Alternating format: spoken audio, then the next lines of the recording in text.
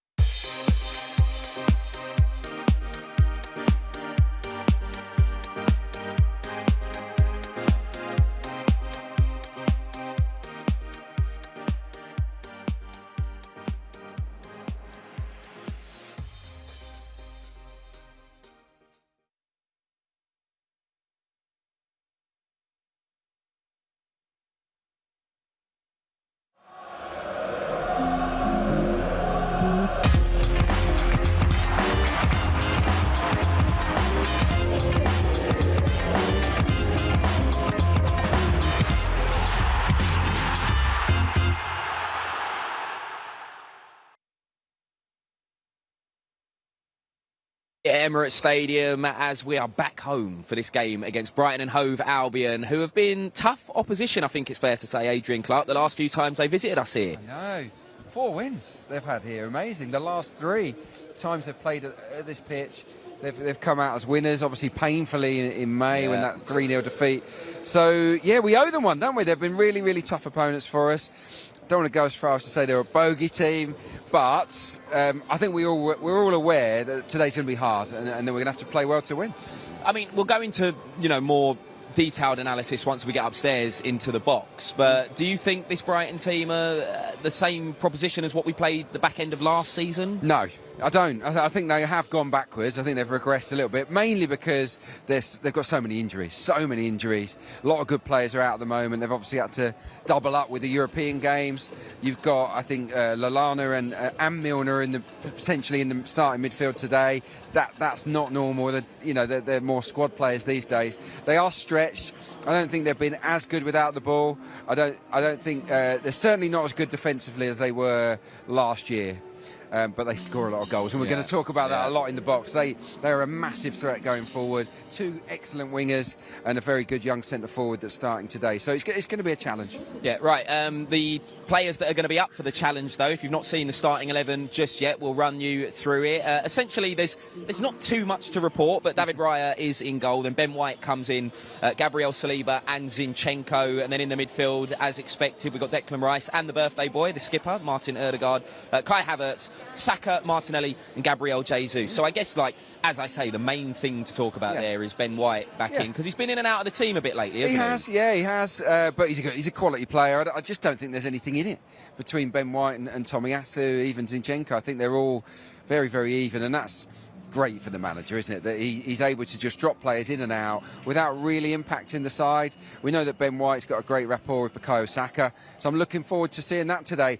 It'll be a challenge for Ben White because he's up against Kaoru Mitoma, who for me is a brilliant winger. I really, really like this kid. Japanese international. He's a handful. So Ben White's going to need a little bit of support, maybe from Bukayo, from Kai Havertz on his inside, and possibly from William Saliba as well. He's going to have to maybe come across and help cover Ben White, because every time Mitoma gets it, he's going to run at Ben White. And Ben White, if there is a weakness in his game, it might be on 1v1, defending 1v1. So that's definitely a duel to watch today. Well, although Brighton are a big possession team, then do you expect them to try and hit us on the break like that with the likes of Mitoma? Not necessarily on the break. It's that they'll keep the ball, but I think there'll be an evenish split. Maybe they might even have more of the ball than us, which might help us actually. I think when they have the ball, sometimes it might be our best chance of hurting them, because we're a good pressing side. They will take a lot of risks, loads of risks. I think we can nick the ball in good areas and hurt them. We might not want over 50% of possession today. We might let Brighton have it. And the key, I think, for us is making sure their possession's slow possession, whereas they get it to Mitoma, but slowly, so that we're able to get bodies across to make sure that he's not isolated in a 1v1. You'd like him in our team, although obviously we've got Martinelli and Saka obviously doing a job, but he's good. He's good enough. He's good enough for us. He's good enough for any team, I think, in the Premier League. The other thing is Declan Rice. I did hear when I got to the ground today that he's been unwell, so I was a little bit worried before the team sheet came out. Was Declan Rice going to be involved? He is, so that's a real relief, because obviously he makes such a difference. And today as we said, I think it's an examination. Yeah, a quality player, and I reckon it's going to be a tough task for that midfield. Right, we should get 2 more people from another fan club. This is where we normally speak to people representing a different Arsenal fan club. Today is no different. They're from the Gay Gooners. Let's hear it for Carl and Tyler. Coming in, guys. Coming in. Hello, Carl. Good to see you. Good to see you. I've got no hands, but just imagine we shook hands. Right, how are you feeling ahead of this one then, Brighton? We were just saying, me and Clarke, that they've got a good record here. How confident are you two feeling? I think it'll be quite a close game. I think they tend to score in most of their games as well as concede in most of the games, so I reckon it could go either way, but I'm confident of a win still. Yeah. Welcome back to the show, Carl. What have you made of the season so far? Obviously, second place behind Liverpool, tucked in nicely. A lot of people are saying we haven't really got going yet. What's your assessment of the campaign to date? I like the way that we're progressing in an orderly type fashion. If I say, it's lovely to see what's happening to Man City. That helps. That helps the cause enormously. I had to commentate on their game yesterday, and I tried to keep it in when Crystal Palace got that equaliser, but I was like, it's a penalty! I got very excited. I was driving down the motorway yesterday, and I was hearing the same thing, and I was like, yes, when they got the penalties. So I just don't want to get carried away, though, because I think last season we got a little bit too far ahead and thinking it's going to happen. But the team this time just seems it's gelling better. And I don't care if we just get 1-0 to the Arsenal. I don't think it's about a lot of goals. And I think Kai Havertz has just come into his own recently. I've been a believer right from the beginning, and a lot of people gave me stick. But you know, to see him play and that aggression that he can show on the pitch in a good way, I think we've missed that in a while. So yeah, I'm expecting Kai to get it in the net legally. Well, we certainly hope so. Well, we've kind of got used to 1-0 to the Arsenal a little bit more this season, haven't we? You touched on it there. Last season it was very swashbuckling. This season there's a lot more measure and control behind what Mikel Arteta's trying to do. But we've got Liverpool on the horizon. How are you feeling ahead of that one? What are your thoughts? I mean, I was at the game last season when we was away to at Anfield, and obviously we went up, and then unfortunately they did pin it back. I think it will be a close game again. I think what Arteta's trying to do this season is trying to bring in that control, and I think that will be important going to Liverpool. Keep level heads. We don't want another issue with the Xhaka or Arteta. We just want everyone to keep level heads, keep our heads going. 1-0 to the Arsenal, like Cole said there, will be perfect, and I think we can grab that at Liverpool. Yeah, brilliant. Tell us then about Gay Gooners. I know you've been on the show before, but tell us about where you are as a group, how many members, you know, and how are you going strong? Well, in the last year, we've actually grown our membership by 50%. Oh! From 1,200 to about 1,800 members now. Brilliant. And a lot of that growth is driven by the success of the women's team, you know, and the Euros competition. So we actually now have more female members than male members in the Gay Gooners. Wow. You know, so as far as a diverse and inclusive supporters group is concerned, we probably are the most diverse and inclusive. I had a great day today. We got to meet the team bus, so a lot of people, it's the first time brilliant. for them. And then we'll be hopefully meeting a player after the game today as well. So an exciting day for the Gay Gooners. We go from strength to strength, but there's still issues out there, I'm afraid. You know, and so we still have to get our message across that certain things are just not acceptable to be heard on the terraces. Yeah. I'll be honest with you, it's mostly away games that we have the issues. So, you know, I'd like to call on a lot of fans to call it out if you hear it, because if it was racist abuse or misogynistic or what, you tend to call it out. But I think people, and I'm going to be really blunt here, I think there's a fear like, I'll be called gay if I call out homophobic. No, you won't. This isn't the school playground anymore. Yeah. You know, so we're a class club, and you know, all our fans deserve to be treated equally, and, you know, an Arsenal for everyone. Yeah, and the club are definitely kind of behind that as well, aren't they? Yeah, the club are really kind of behind the what you guys are doing at Gay Gooners. How many of you are in today, do you know? I think we're probably about between 30 and 40 today. Love that. Great turnout. Well, listen, guys, let's hope for...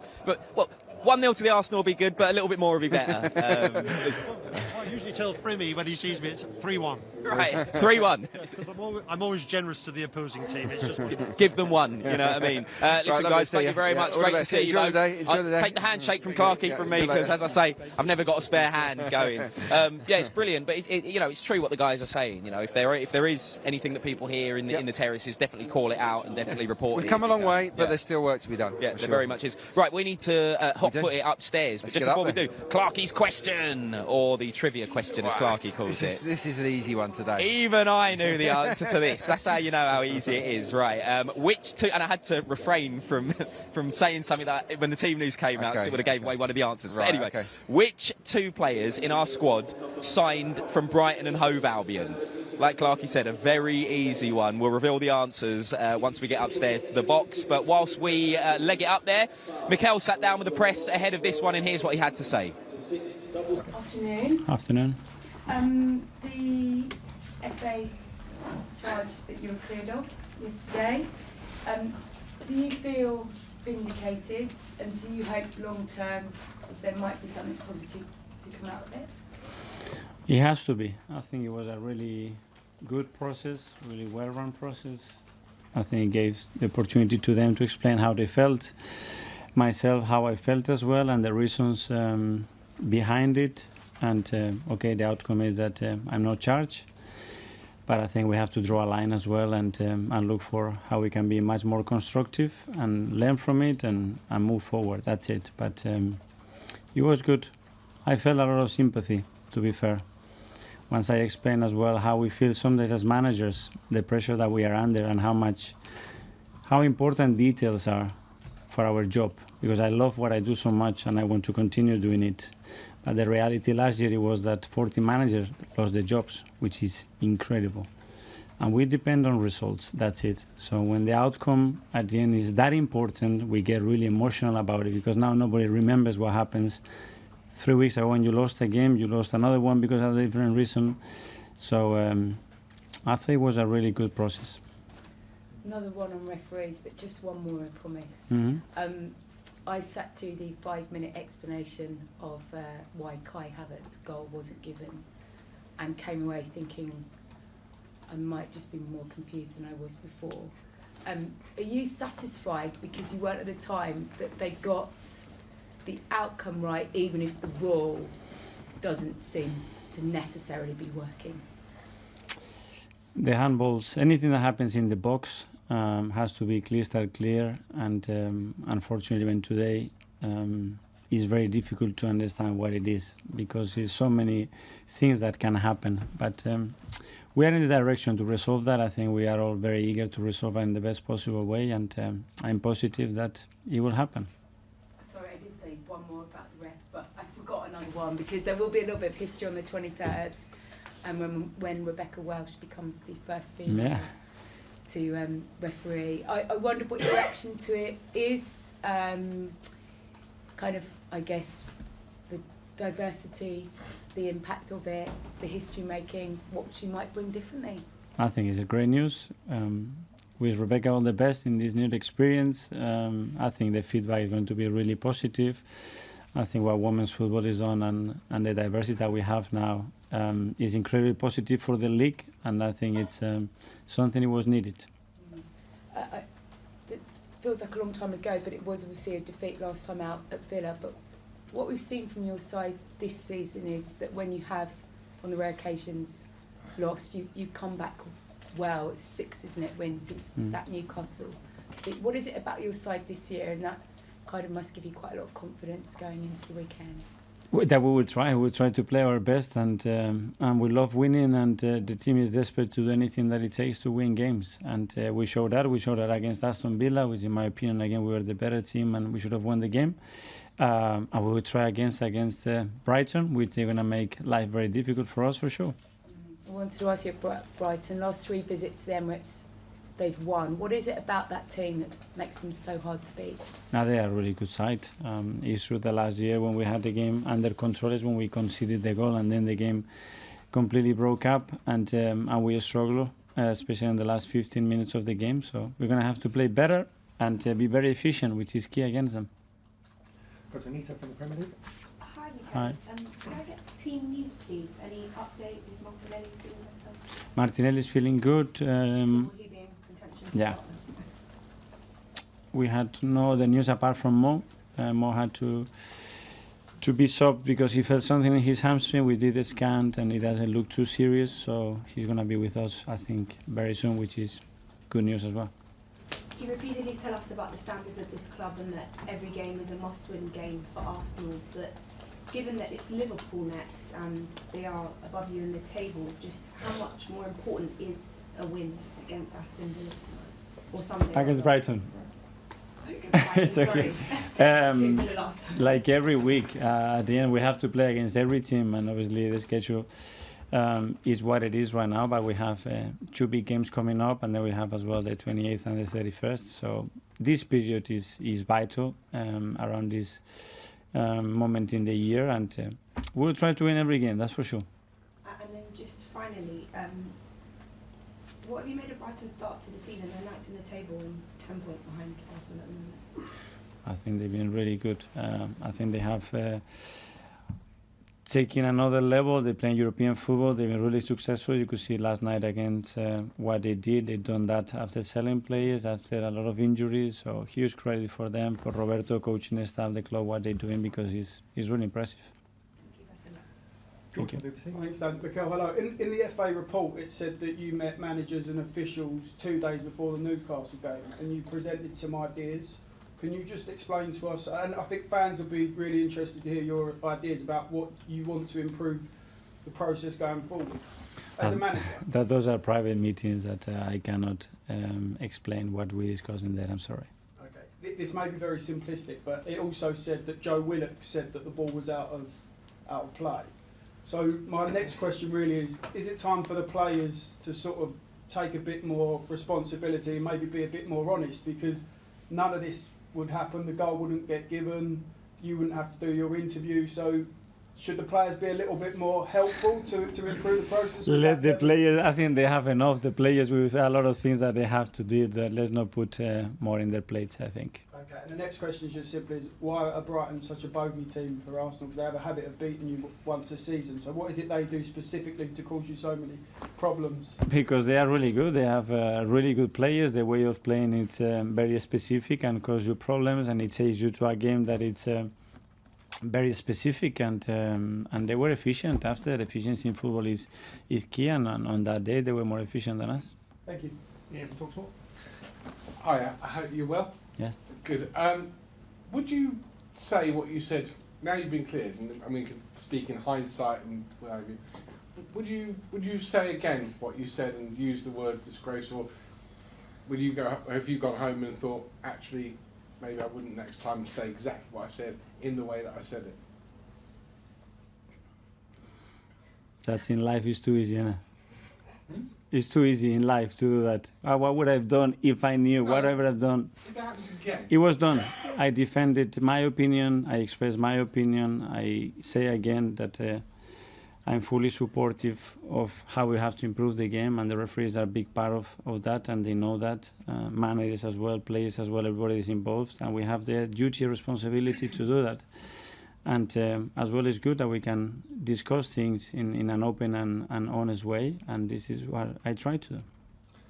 If there was a league table for managers who, on the sidelines, are very passionate and sort of, behind their team and what have you, I think actually you'd be second behind Roberto De Zerbi. I've seen him a lot this season. He's very, very, like you, kicks every ball. On Sunday, is it going to be almost as fun watching you two on the touchline as it is the actual match? I don't. That's not down to you. I think we live the game as we feel it. As when I was a player, it was very similar as well. And everybody's got his own way of being and talking and communicating, and I think it's great. As long as we are genuine, I think that's very good. Woo! Yeah, so there we go. The thoughts of Mikel Arteta ahead of this one there. Always a comedic affair, the gaffer's press conferences. He doesn't like giving a lot away, does he? He doesn't give much Very away. different to the old Arsene presses where he'd start talking about worldly stuff. Yeah, I must admit I was relieved that he didn't get the touchline ban. I thought, but I think it's the right decision. I genuinely do. They've got to sort out the officiating. Mikel Arteta absolutely had a point when he was pulling them up on that goal, and not just that goal, on various other ones. So I'm glad that we put a strong case forward, and that he has avoided any further sanctions. Because you've got to take into account as well how emotional managers get on the sideline. It's really difficult. There's so much at stake, isn't there? You know what I mean? Like, when you're going up against the likes of Manchester City and Liverpool this season. Yeah, you've got to cut them a little bit of slack. And I'm glad we got to the right decision. Yeah. Right, let's revisit Clarke's question then. If you guys missed it, I'll ask you again. It's a really easy one this week. He normally asks a hard one. I felt like you felt sorry for everybody. Right, so which two players in our squad did we sign from Brighton and Hove Albion? Anyone know the answer? Go on, then. Trossard and Ben White. There we go. Easy, well done. Hey. Very easy. Just before we get our first guest on, we might try and sign some more, I think, in the future, the way they're going. I do want to say that is a very fetching jumper. Thank you very much. Give us a spin. Yeah, come on, give give us us a twirl. Yeah. There you go. Bergkamp Wonderland. Yeah, brilliant. Yeah. Love that. It's like the kit I wore back in the day, back in the 90s. Yeah, I remember that kit. Yeah, it's quite an iconic one, isn't it? But you've gone early, though. We do have one more game before Christmas next week. Now's the time to wear a Christmas. You've got to hammer Christmas jumpers at this time of the year, right? True, you don't get much use out of them otherwise. It'd be weird wearing one in July. Right, anyway, let's get our first guest on then. Joining us now, an ex-Arsenal women's player and England, actually. Let's hear it for Angela Banks. Come on in. Love to see you. Lovely to see you, Angela. Jump in the middle. Brilliant to have you on the show. Nice to meet you both. Yeah, and you. Everyone else. Hello, everyone. Right, first things first. How's life? You know, for you, just in general. Good. I haven't been at Arsenal for 17 years, so what? Yeah. What's taking so long? Well, I've been here to visit and watch games, but obviously haven't played for 17 years. Yeah. But I'm married, have 3 kids, and work full time. So yeah, busy life. Yeah. Right.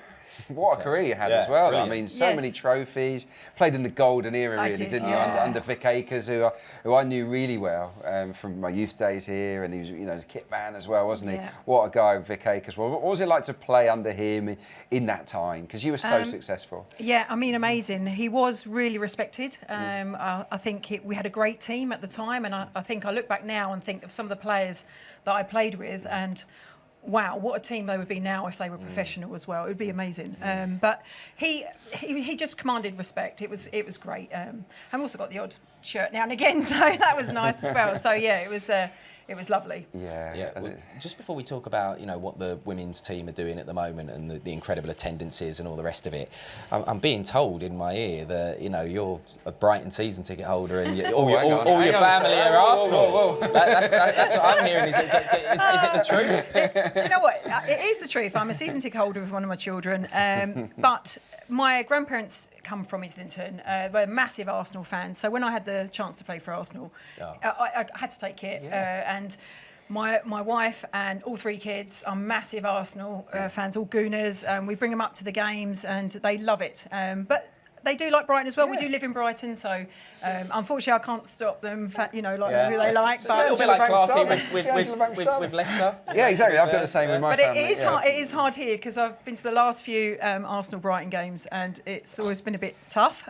So going home's not the best, but it's fine for me. But we've got Arsenal and Brighton all over our house. So. Yeah, no, it's brilliant. It's brilliant. Obviously, it didn't go so well for the Arsenal women yesterday, losing the North London derby. I couldn't believe that when I saw the result. I missed the game. And the stats as well. Did you see the stats, Clarke? We were all over. The amount of shots on target and but the game. But we're in the mix for the title, and I mean, what a result here last week. Yeah. I mean, that was crazy against Chelsea. Sellout crowd. Just amazing how far it's come. Yeah, I think that's the shame is that they done so well against Chelsea and then couldn't sort of continue it yesterday. That was a shame, but they had the chance to win it yesterday, just 1 goal for Tottenham, and that was it. So yeah, what do you think of the signing of Russo, by the way? Because I know you're a goal scorer yourself. Yeah. Oh, my oldest son loves her.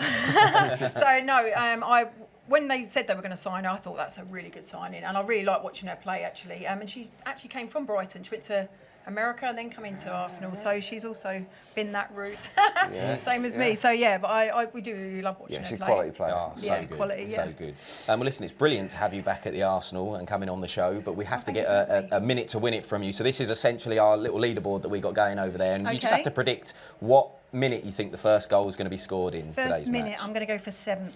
7th. Everyone goes early. Have you noticed? People go early. People go early in this game. Yeah. We haven't updated it yet. I think you're in Timber, and there's a guy from Kit Capici, the band, that got within a couple of minutes. Yeah. So it's going to be tough. It's going to be tough to top it. But if anyone can do it, you know what I mean? Then we believe in you. In your derby game as well today. Well, listen, it's as I say, great to have you on, everybody. Let's hear it for Angela Banks. Thank you. Thank you very much. Nice one, Angela. Take care. Take care. Legendary. Yeah, legendary. Like you said, that era of Arsenal women's team. Winning goal in a cup final. We were winning stuff for fun. Golden boot winner in what was the previous, the division previous to the WSL. She was the Alessia Russo of her era. So, yeah, top player. And it's just good, isn't it, that the club sort of are inviting back the former players, not just the male players. We've had some great guests this season with Kola Toure, Alex Song, loads of them have been in here, but it's great that the club are looking after the older players as well from the women's team. Yeah, very much so. And let's hope. We didn't really touch on it there just because we didn't have that much time, but let's hope the women's team can turn it around because the attendances we're getting here at Emirates Stadium for women's games now are just pretty unbelievable. I think it's fair to say. Right. Let's get the voucher up on the screen so people can redeem the My Arsenal Rewards points. That is the voucher code that you need for today's game. You guys in here with us in the studio, you can redeem that as well. Get yourself 100 points and you can knock it. Points win prizes. Points win prizes. You can win yourself a spot in the studio audience. So it's good. Yeah. Hopefully, most people when they win, lose or draw, and we tend to win most games here, but at the end of each show, the people that have come from my Arsenal Rewards were all like, what an experience. So get yourself involved. Yeah. Right, just before we get our next guest on, I just wanted to talk about Tuesday. We completed our Champions League group stage, or we completed the Champions League group stages forever, I guess, because they're changing from next season. I don't like this new format, but anyway. Into like a league. I don't understand it. 4 games at home, 4 games away. But against different teams. It's very... Need to get my head around it. Very confusing. But anyway, we drew with PSV. I know you weren't here for the game, but you've since watched it. What did you make of things? Yeah, it was. I mean, it was all right. I thought it was more of a competitive game than maybe many people expected, because there was nothing at stake for either team really. But you know, it was a decent goal, wasn't it, for sure, from Eddie Nketiah. Nice little finish there. Good move involving Reece Nelson. Just shifts it onto his left foot. And look, I think every goal that Eddie scores is really important for him, because he knows he's playing second fiddle to Gabriel Jesus. He's got to make the most of every opportunity he gets, Eddie. And most of the time he has, really, this season. He's chipped in with regular goals here. Takes the shot on nice and early through the defender's legs. You're not saving that, are you? That's a really tidy finish. And I just think it was a great group phase from us. I'm really impressed with us, particularly here at Emirates Stadium. Obviously, PSV got a ridiculous record at home. They're currently got a perfect record in Eredivisie as well, haven't they? Yeah, haven't drawn, haven't lost. So this was a tough game, and I think that's why Mikel Arteta said he didn't use the kids. Because a lot of people were saying, we want to see the academy guys get a game. You know, if we can't play them now, when can we play them? And I totally get that. And I think we all would have loved to have seen them. But he also said, but putting them in away to a team that have won every single match at home this season, that are flying, when I've changed 7, 8, 9 players, that's maybe not fair on them. That's not an easy environment to make your debut. And they could, they could struggle with it, and it could scar them. So I kind of got that. I got that logic. So it was a shame in one hand, but I also understand why he did it. The other interesting thing to come out of the match was Wright playing at centre back for the last half an hour. I thought you would like that. Yeah. Well, we kind of need him. We might need him. Like, we hope we don't, but we are down to sort of almost bare bones, aren't we, in terms of defenders? Yeah. So we're kind of one defender away from needing Declan Rice to drop in, and so why not give him some practice at centre-back? I think that was actually quite a smart move. Was there a part of you that was worried when you saw the big guns coming on? Because I know that was the talk on social media, because people didn't necessarily want the big names out on the pitch in case of injury. You gotta just roll with it. I mean, you could get injured training, couldn't you? You could get injured anywhere. They're professional players. Most of them had a rest. They didn't play the full game. So I think we got the balance right. We'll find out today, won't we? Hopefully. No one should be jaded today, because most of the starters didn't really play that much against PSV, so we should be fine. Well, the supercomputer, I don't know if you remember, was it third favourites it had us? For the Champions League? A couple of weeks ago, yeah. Fourth favourites. Yeah. I knew we were up there, but, after the group stages have now been completed... I'm looking forward to the draw. What do you think, though? I think we've got a chance of reaching the semis, and then if you get to the semis, you've got a chance of winning it, haven't you? So, look, we're in the mix. It's going to be tough. I think that your Real Madrids, Bayern Munich's, Man City's are going to be above us in the pecking order, but you never know. Guess who's dropped in again? He always does, doesn't he? This, he always does. He loves it. Nigel Winterburn. Yeah, come on. You coming on or not? I just wanted to see what you were talking about. Okay. Okay. Put my coat on and go back out. Okay, all right. So, well, we'll get into the interesting bit later. What do you think? What do you think? Huh? Yeah, Bergkamp Wonderland. Do you think you could pull that off? Not really nice, no. Too late now. At least he's very honest. Love it. Nigel's he's just spectating for the time being, so we'll leave him be. Yeah. But who do you fancy then? So you said you're in the looking forward to the draw, yeah. Well, look, I would quite like to avoid PSG. I think because they've got that quality, and I would like the journey to continue. I think you've got to be looking at teams like Copenhagen or maybe Lazio. Yeah. It looks like we might get an Italian side. Obviously, Lazio are in there. Napoli, I think. Inter Milan are another possibility. Yeah. So we'll see. It's exciting though. I'm looking forward to it. the way that we've performed, particularly here at Emirates Stadium in this competition, has sent a message out, I think, to the rest of Europe that we've got top players. You know, Lasaka goals and assists, throughout the group phase.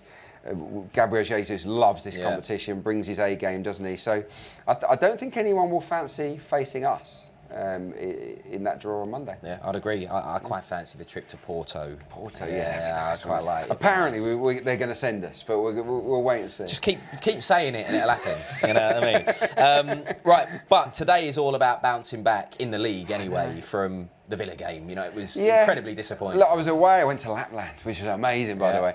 Met Santa. Yeah, met the big man, which was a tremendous experience. But look, I've seen the highlights of the game, and it was a slow start. We got punished. Obviously, Villa, ridiculous run at home, and they made us pay for that sluggish start. I think the performance. I think Mikel Arteta called it right afterwards. He said that he wasn't unhappy with the performance. It was a miles better display than Man City put at that stadium just a few days before. Where Villa dominated them, but this was the other way around. We had chance after chance. It's just a day where inside the final third it didn't click for us, and that's unusual, isn't it? When you think about Saka and Martinelli and Jesus, we're so consistent. Ødegaard as well. So I think we just got to put it down as a rare off day inside the final third and hope for better here today. I do think today it's not going to be a flood of chances. Brighton will give you chances because they take risks and they'll play out from the back, so we can steal the ball in good areas. But they have the ball for a lot of the game, Brighton. 61% average possession. So we're going to have to be efficient today. When the chances come around, we're going to have to take them because there'll be 10 or 15 minutes where we don't see a lot of the ball. So when we do get in and around the final third, we've got to be better.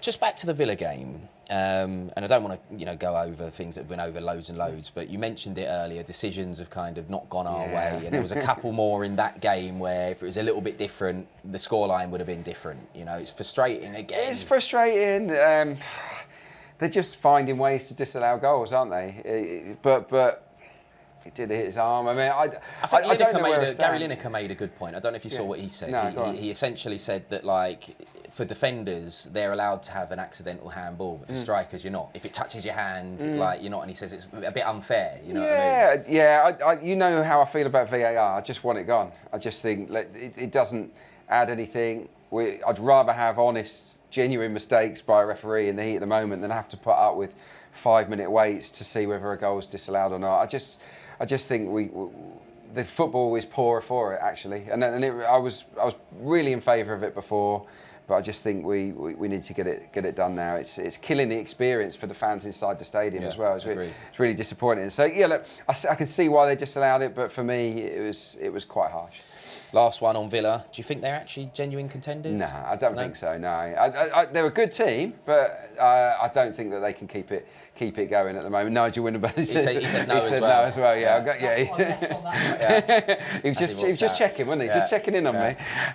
No, I don't think so. I think it's good to see Nige. Yeah, he's a great lad, Nige. So he's doing sort of the concourse. He's going and chat to people in the posh seats today. But yeah, he likes to pop his head in.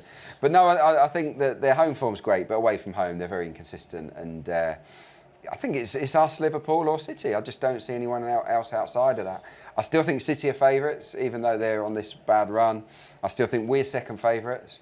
And I think that Liverpool, despite being top, are in the mix, but they remind me a bit of us last year. They're a bit ragged without the ball, and I think that might catch up on them. I mean, I can't believe I'm saying this, but fingers crossed Man United can do us a bit of a favour later on today. Sorry. Wash your mouth out, mate. Right, let's move on. And get the thoughts from some people inside the box, actually. One of your mates is in the building. He is, Dino, Dean Martin's in the building. Let's give Dino a clap. Come on, Dean. So, played together at Stevenage. Yeah, played with Dean at Stevenage. He played for Brentford, for West Ham in the first team. Various clubs. Been living and working as a coach in Iceland for many years. But you're a massive gooner, aren't you, mate? Yeah, I love it. Every time I get to England, if I can get a ticket, I'm always here at the Emirates. Yeah, it's been a while. I mean, didn't you live and work around here at some point in your younger days? Well, the family was from Iceland originally, so it's in the blood. Yeah. Yeah, just like Lewis Dunford says. Yeah, North London forever and exactly. Yeah. So obviously you're living out in Iceland then at the moment. Yeah, I've just got back from there. Brilliant place, by the way. Would highly recommend. But what have you made of our season so far? And also, I mean, just last season as well. What have you made of the things that Mikel Arteta's implemented as a coach now yourself? Just progression. Just how everyone switched on clarity of their movements within the game and how they're moving without the ball. And I would say 9 minutes, if you're going to put my name on that list. 9 minutes would be the point today, because like Clarke touched on, they're going to play out. That's their mentality, that's their philosophy. They're going to play out, and we're going to be high press. I can imagine that. So I can imagine we're going to nick a goal. And the way Saka, and I'm happy to see Ben White come in actually, because I like the way Ben White and Saka match up on the wing. The way he passes and the timing of the passes and the overlaps, third man running, Odegaard, different class. I just think that. I think we're going to be too much for him today, to be honest. I hope so. Yeah, it's not quite the Brighton of last season. Tactically, what do you think of Arteta and the work that he's done? Because obviously he inherited a team, he had to play a certain style of football when we had Aubameyang and sort of we had a much weaker defence, and he's evolved it. I mean, you must look at it as a fellow coach and think he's done a pretty good job there. He's so clever. The way, because he brought in Zinchenko, who's used to working under a really good coach. So to bring him in when he drops into the middle areas and the half spaces, he tears teams apart, because the wingers don't really know what they should do. Should they go in and mark him? Should they not go in and mark him? And then leave the wingers one-on-one, which Arteta obviously wants, with Saka and Martinelli. Martinelli can go past anyone. So it's unbelievable, because he's so tactical. Zinchenko as a player, it's brilliant. Yeah, the Martinelli, and that just reminds me of that PSV game here, wasn't it, where he destroyed their full-back. Ripped him apart, didn't he? It tied him in knots. But a lot of coaches, yourself included probably, try and mimic it a little bit. But you've got to have the players with the intelligence to be able to pull it off, you know? You can't just say to a left-back, go in there and pick the ball up in the middle of the park, if they're not used to it, if they're not good ball players. But you look at Zinchenko, he just feels so at home. And he opens the space for Declan Rice as well. When Declan gets the ball and they move the ball backwards and forwards as a purpose to open up the one-on-one on the wings, it's just amazing. Yeah, it's a good point actually made, you know, that Dean makes, because we've even seen Mikel Arteta, you know, inherit certain players who were loved at Arsenal, you know, the likes of Kieran Tierney, for example, but didn't necessarily play the way Arteta wants to play. So, well, when I was a winger, Dean was a winger himself. I was sort of left and right wing, weren't we, back in the day for Stevenage? But we would often have full-backs flying around our outside, and I think there's a place for that. Sometimes it used to drive me nuts a little bit. You give you the ball, and then someone takes your space when you want to go and run at someone. But what you'll notice with Arsenal, with both the full-backs, they're playing in like a central midfield position, where they're playing it from inside to the winger, and deliberately, basically, because they're coming on the inside, they're taking the opposition player with them, which means that it's 1v1. And as a wide player, there's nothing better than getting the ball and having the space to run at someone in a 1v1.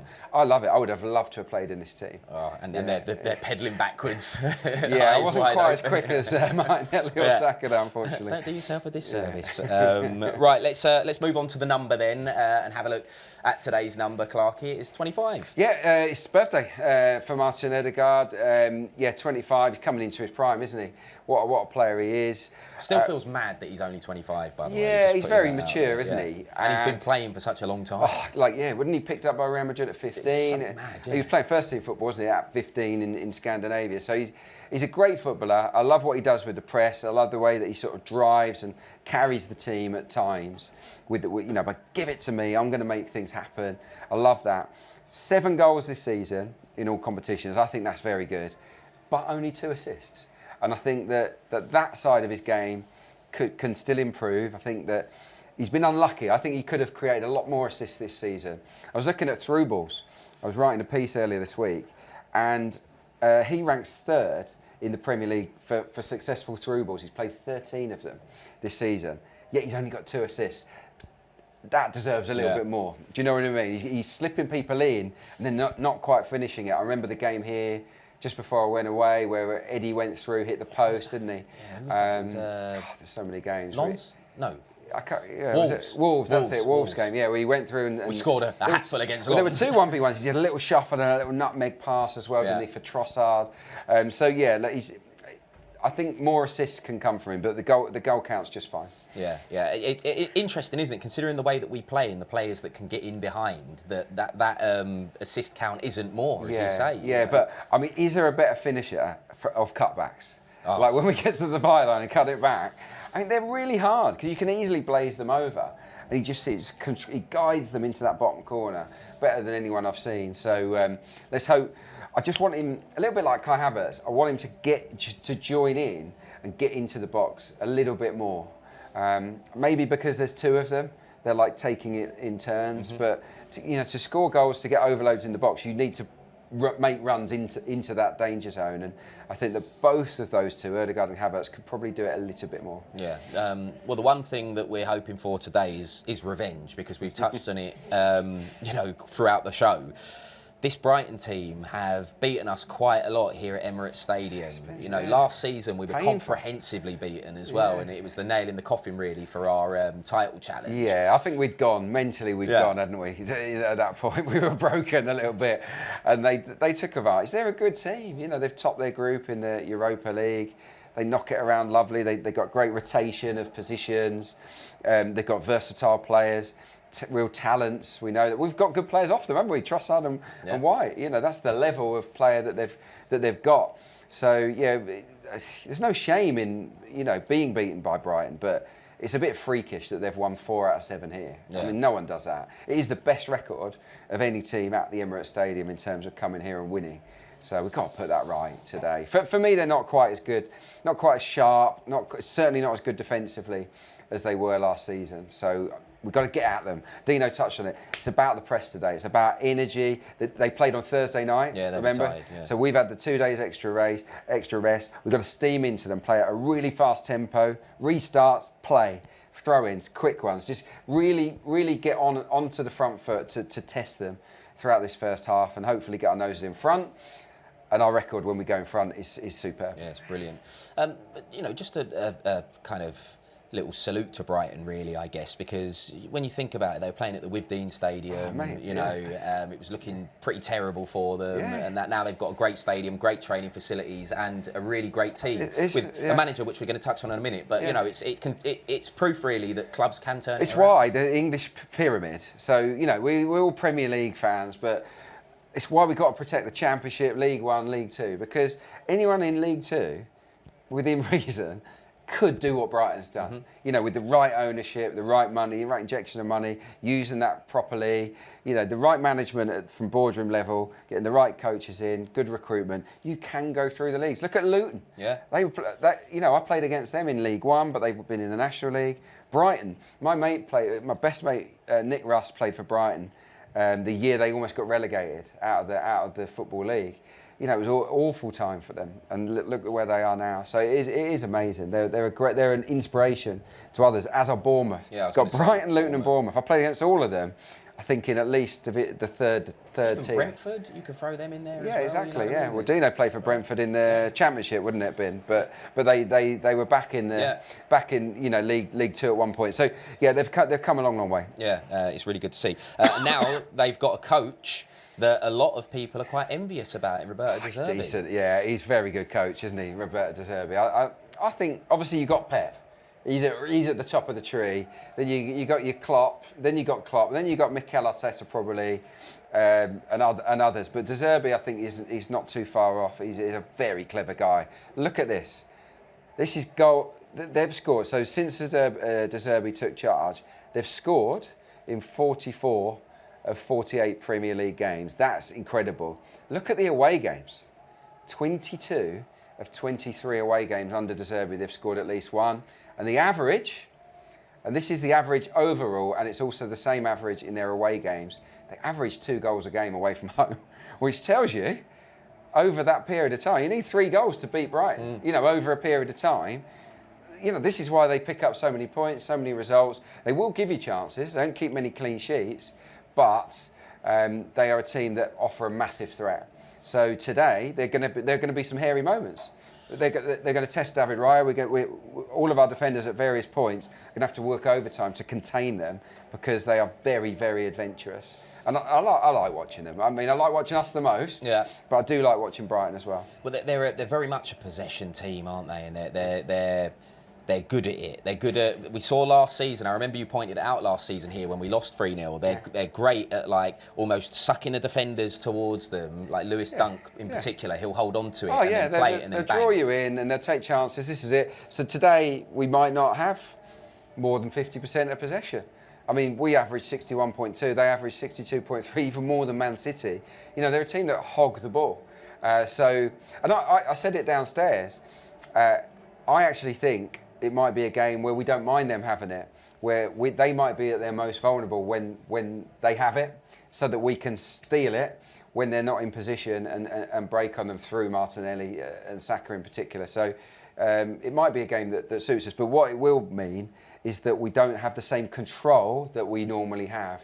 There'll be periods where we just have to sit in our shape and bide our time, and the clock will tick over, and it might be 10, 15, 20 minutes where we don't create much because we haven't had much of the ball. We've just got to accept that today. And make sure that we're efficient when we get those chances. Yeah. Right, let's have another couple of guests on. And it is a real mixed bag today of guests, that's for sure. Because we've got two people coming on now. One of them is an actor that you might recognise from Neighbours, or even a brief stint in Home and Away a little bit before that, if you were quick. And the other one is a PT to the star. So let's hear it for Jordan Patrick Smith and Alex Fine.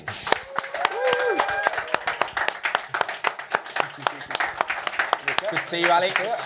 Good to see you, Alex. Hello, Jordan. Nice to meet you, Jordan. Just jump in the middle, guys. Come in the middle. Yeah, jump in the middle. Right, how are you both feeling? How are you feeling ahead of this game against Brighton? Confident or? Good. It's my first Premier League match, so. It's not mine.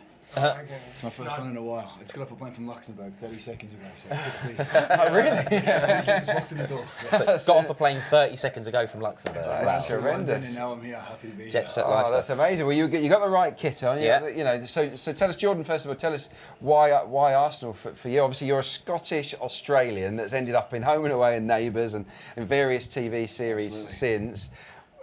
What's the Arsenal connection? It was Thierry Henry for me. As soon as I saw Thierry Henry as a young boy, I used to play in the Pro League when I was younger. And I saw him play against Celtic one day, and I was like, you are the greatest players I've ever seen. So I was like, Thierry Henry's my guy. Start with Arsenal, and now I'm here. Were you playing for, was it Dunfermline? I played for Dunfermline Boys Club. Yeah. And did you? How comes you stopped? What was the reason for it? We moved to Australia. Right. So, and then I discovered girls and surfing. That wasn't good enough. I mean, good enough reason to stop, to be fair. And Alex, what about you then? You know, you say it's your first Premier League game today. Yeah. Welcome. It's great to have you. Thank you. And you live, what, LA? LA, yeah. So are you getting up for the games in the... So that's how I got started into watching, is I had my first kid 4 years ago, and I'd wake up at 3 a.m., 4 a.m., and just want to watch sports or live sports. And I got into watching soccer, and I started asking friends and all this stuff, and Kate Abdo actually suggested Arsenal, so I started following them 4 years ago. Well done, Kate. Hold on, if he knows Kate Abdo and you two are friends, Kate Abdo knows Thierry Henry really, really well. Can't you, you know, like... I need to hang it. Maybe that's something we could make. Is there a community of Arsenal fans over in LA? I mean, there's a small group that I know, like we watch in my gym studio, and there's guys like Alfie Allen is out there, so small group of us that I know, but I'm sure there's bars and stuff, but we just watch Football's growing in America though, especially now with Messi and that going over there. It's growing at a fast rate. Like football's getting big. I call it soccer. We always call it soccer. And also the fact that we go out there for a pre-season tour every year, you know, Arsenal. Hopefully, in LA, You have you been to? You've not been to an Arsenal game in LA? I was actually in New York at the time, but right. Next season, if we go to America, 'cause I don't know where we're going. Yeah. So I want to ask you all the question. So you've done the double, the home and away neighbours double. I mean, what was, you know, who was the best at football? What was the best sort of crack that you had, you know, as part of those shows? I know that you were with Neighbours a lot longer. Yeah, well, there was actually, I was on Neighbours for a while, and they said you know, your character's backstory Scottish. We're going to put you in a Celtic shirt. And I was like, you can't do that. I was like, that's going to divide Scotland down the middle. And they're like, well, you're wearing it. And I was like, oh, maybe we'll be fine. There was some backlash. There was some big support and big backlash that happened. But, don't know, I think home and away's got more of the surf community behind them, but neighbours for sure. Neighbours. Yeah, what an experience. Is it coming back? Or is it coming back? It's always coming back. It's always going. You're going to make a comeback there? I did the last episode. What they told me was the last episode. Might not have been the last episode. So we'll see how we go. It's a boomerang. You're Paul Robinson's son, aren't you? I am. Yeah. He's a super fan I'm over not. here. I'll level with you. You're a big fan of Arsenal or neighbours? I watched you when I was a kid. Probably missed your peak years. I got to say, but I remember Paul Robinson. So it's a legend. It's exciting to meet his son. Right, listen, guys. Just before we let you go, just we're a little bit short on time. We want to get a minute to win it from you. What minute is the first goal going to be scored in this game? We'll take one from 26th minute. 15th. All right, let's note it down. Let's hear it for the guys. Big round of applause. Nice one, guys. Enjoy the game, mate. Nice one. Cheers. Good to meet you. Nice one. Well done. That's it, mate. Lovely to see you. Enjoy the game. Right, we're going to check in now quickly with our commentary team today. Jeremy Aliadier and Dan Roebuck are calling proceedings for us. And Dan, what's the atmosphere been like down in the stadium? Well, as ever, it's building nicely. Look, there's always an air of expectancy when Arsenal play at home. Of course, this is a big game against Brighton, but something really touching has happened on the big screen just a few moments ago, and that was Arsenal's tribute to Russ Hargreaves. Russ, of course, was part of the commentary team here at Arsenal and sadly lost his life recently, and a really nice tribute to Russ, and a really good round of applause from Arsenal supporters, from many in the press area, and from Brighton fans as well, who obviously didn't know him, but were respectful of what's just been done here at Arsenal at the Emirates Stadium. Jeremy, of course, we both worked alongside Russ an awful lot over the years. It's a real sad loss, but he was a great guy, great commentator. Yeah, he was a great commentator, but for me, just the person he was, I've been lucky enough to work with him for the last 5-6 years, and he was such a nice guy, the nicest man you can ever meet. And we've talked so much about him in the last couple of weeks, and my memory of Ross was always just a happy guy. I always said I can't see him ever arguing with anybody. He was always just such a nice guy to speak to. So it's very, very sad news, and but very nice tribute today, from the Arsenal fan and the Arsenal family. Absolutely, really well done from everyone here at the Emirates, and an awful lot of respect in the press box and indeed in the support today. Yeah, listen, thank you very much, guys. We'll leave it there just because we'll be back to you for match commentary in around 4 minutes' time. So we'll crack on with the key man. Yeah, if anyone's got a match programme today, or if they're at home and have ordered one, there's a tribute to Russ in there as well. And there's lots of different things. There's a plaque in the press box and on his seat in the gantry. So it's hard to believe he's not with us anymore. But a great guy. Yeah, just a lovely guy. But the club have really shown a lot of respect towards him. Today and in the last few days too. Yeah. Rightfully so. And as always, our thoughts are with Russ's family and friends. Right, so key man today, Clarke, you've decided to pick out Bukayo Saka. Yeah, he's kind of always the key man, isn't he? But his record here at Emirates Stadium is just ridiculous, isn't it? I mean, I think he's got 13 direct goal involvements in 11 home games this season. The only game, I think, where he hasn't either scored or assisted was the Sheffield United game. So this is, he's a player that can rip anyone apart. And their left back, Purvis Estupiñán, is injured at the moment. So they've got a bit of an issue there. I'm not quite sure who's going to play there. It could be Pascal Gross, it could be Milner, it could be Veltman. Because Brighton have got so many versatile players. There's no obvious left back in their starting 11. So I think he can really get at Brighton today, but of course on his side of the pitch is Mitoma, who is a brilliant player. We can get some stats up on Mitoma, who I've picked out as Brighton's danger man. I mean, this guy, I would just rate this guy massively. In the brackets, these are Premier League rankings. So of all players in the Premier League, only 2 have had more touches inside the box than Mitoma. Remember, he's not a striker. Only 2 have completed more dribbles, and only 2 have created more chances from ball carries as well. So as soon as he gets it, he's going to run at Ben White and try to cause him problems. So he scored against us a couple of times in the past. Once here, I think once down at the Amex as well. So I'm looking forward to seeing him play. but I kind of hope he has a stinker today. But he doesn't have many of those, unfortunately. Fingers crossed it's today. Right, just before we wrap things up, Clarke, you've got a stat trick for us. I have, yeah. Let's get to it. Look, yeah, we've only fallen behind. This is a good stat. Only fallen behind in 6 Premier League games this season. That is the fewest of any Premier League team. It's about getting our nose in front, and our record as leaders is outstanding. Of those 6, we've only obviously lost 2 of those games. So we're capable of turning it around, but we don't want that to happen. Brighton have conceded first. This is good news that follows on. They've conceded the first goal in their last 4 Premier League games, so maybe they're slow starters. And since losing 3-0 to Brighton in May, we are unbeaten in 12 home games in all competitions. Let's hope we haven't jinxed it there and that they come here again and win. So, yeah, fingers crossed that we put in I think if we play to our potential, we'll beat this version of Brighton, because they look a bit weary to me. I think we can get at them. Agree. Right, let's have a look then finally at the FPL standings, although it pains me every week to do it. I've fallen behind. I was 10 points within Dan. I don't know what's gone wrong, but it's outrageous. I mean, you got to give us a game, guys. You know, you and Dan. I'm doing all right, aren't I? 25th. Someone's hacked mine. That's what it is. Yeah. 25th is pretty good. I don't know how many's in our league. 500 or 600, aren't there? So, yeah, you got to pull your finger out, Nick. Yeah. Apparently, Dan hasn't changed these for a few weeks either. So that old chestnut. Whatever. Anyway, Clarke, thank you very much for your company. Back at half-time, of course. But right now, the team's just emerging from the tunnel here at Emirates Stadium. So I think we should throw down to our commentary team of Jeremy, Ali Adier. But first, Dan, over to you, mate. Cheers, Nick. Cheers, Eddie. Cheers to everyone upstairs. We'll be back with you, of course, at half-time. Time to put the Champions League on the back burner. The Gunners are done with European football until February. Mikel Arteta's side back in Premier League action this afternoon, aiming to bounce back after a disappointing loss to Aston Villa last time out. And with Liverpool not playing until later today, a win over Brighton will see Arsenal go back to the top of the league, if most likely only for a few hours. The Seagulls were also in continental action in midweek, defeating Marseille late on to make sure of their progression in the Europa League to the last 16, but their league form has been scratchy this season, and they've won only 2 of their last 10 games in the English top flight. Still, Jeremy, they have won here on their last 3 visits in League and Cup. We should not be taking them lightly. No, definitely, Dan.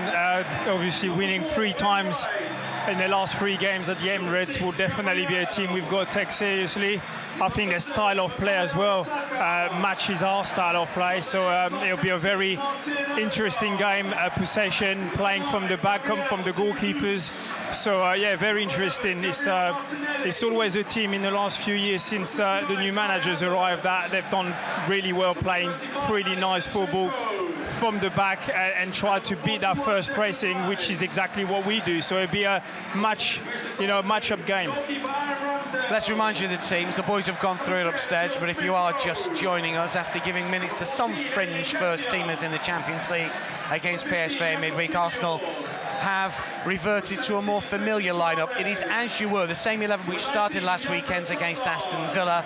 So David Raya in goal, back 4 from left to right, Zinchenko, Gabriel, Saliba and Ben White. Midfield trio, Havertz, Rice and Ødegaard, and a forward 3 of Martinelli left, Saka right, and of course Gabriel Jesus